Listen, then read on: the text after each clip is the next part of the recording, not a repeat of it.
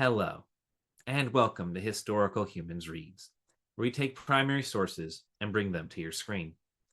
I'm Cullen Coleman, and today we are reading from a historical romance novel that is the most famous of a 19th century five-book set known as the Leatherstocking Tales Pentology.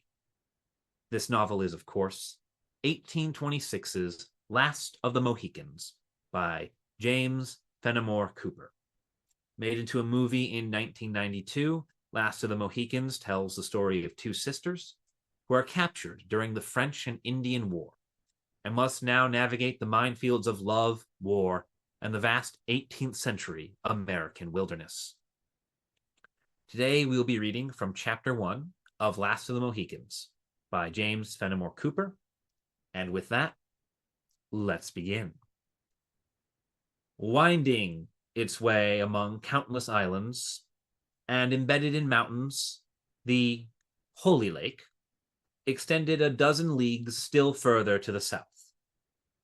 With the high plain that there interposed itself to the further passage of the water, commenced a portage of as many miles, which conducted the adventurer to the banks of the Hudson, at a point where, with the usual obstructions of the rapids, or rifts as they were termed in the language of the country, the river became navigable to the tide.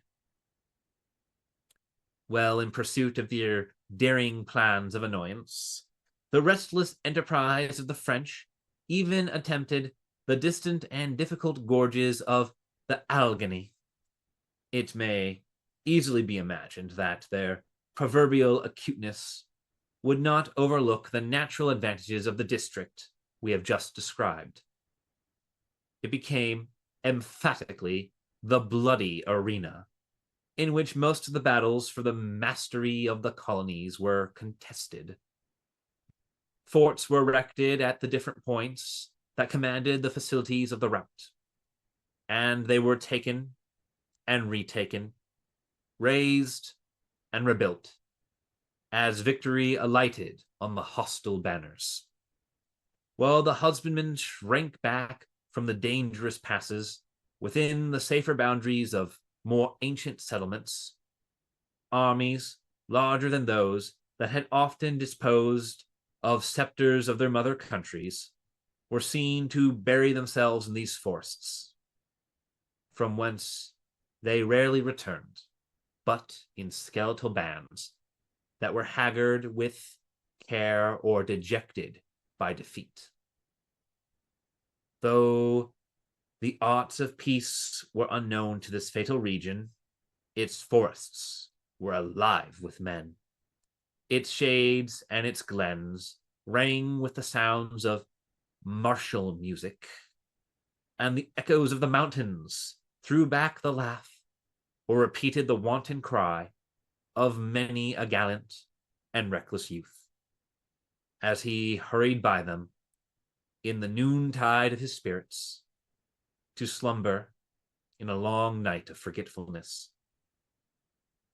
It was in this scene of strife and bloodshed that the incidents we shall attempt to relate occurred, during the third year of the war which England and France last waged for possession of a country that neither was destined to retain. The imbecility of her military leaders abroad, and the fatal want of energy in her councils at home, had lowered the character of Great Britain from the proud elevation on which it had been placed by the talents and enterprise of her former warriors and statesmen. No longer dreaded by her enemies, her servants were fast losing the confidence of self-respect. In this mortifying abasement, the colonists, though innocent of her imbecility and too humble to be the agents of her blunders, were but the natural participators.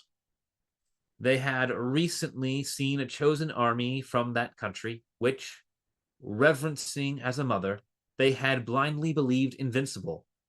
An army led by a chief who had been selected from a crowd of trained warriors for his rare military endowments, disgracefully routed by a handful of French and Indians, and saved from annihilation by the coolness and spirit of a Virginian boy, whose riper fame has since diffused itself with the steady influence of moral truth to the uttermost confines of Christendom. A wide frontier had been laid naked by this unexpected disaster, and more substantial evils were preceded by 1,000 fanciful and imaginary dangers. The alarmed colonists believed that the yells of the savages mingled with every fitful gust of wind that issued from the interminable forests of the West. The terrific character of their merciless enemies increased immeasurably the natural horrors of warfare. Numberless recent massacres were still vivid in their recollections, nor was there any ear in the provinces so deaf as not to have drunk in with avidity the narrative of some fearful tale of midnight murder, in which the natives of the forests were the principal and barbarous actors. As the credulous and excited traveler related the hazardous chances of the wilderness, the blood of the timid curdled with terror, and mothers cast anxious glances even at those children which slumbered within the security of the largest towns. In short, the magnifying influence of fear began to set at naught the calculations of reason, and to render those who should have remembered their manhood the slaves of the basest passions.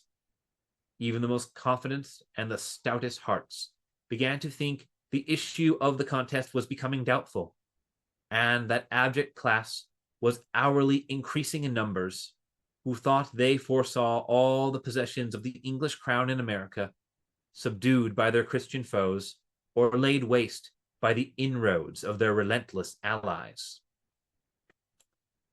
When, therefore, intelligence was received at the fort which covered the southern termination of the portage between the Hudson and the lakes, that Montcalm had been seen moving up the Champlain with an army numerous as the leaves of the trees, its truth was admitted with more of a craven reluctance of fear than with the stern joy that a warrior should feel in finding an enemy within reach of his blow.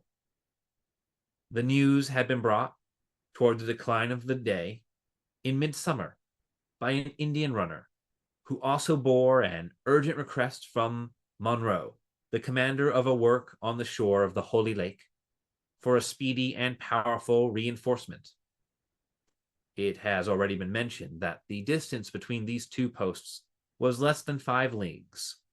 The rude path, which originally formed their line of communication, had been widened for the passage of wagons, so that the distance which had been traveled by the son of the forest in 2 hours might easily be effected by a detachment of troops, with their necessary baggage, between the rising and setting of a summer sun. The loyal servants of the British Crown had given to one of these forest fastnesses the name of William Henry, and to the other that of Fort Edward, calling each other a favorite prince of the reigning family. The veteran Scotchman, just named, held the first, with a regiment of regulars and a few provincials, a force really by far too small to make head against the formidable power that Montcalm was leading to the foot of his earthen mounds. The latter, however, lay General Webb, who commanded the armies of the king in the northern provinces, with a body more than 5,000 men.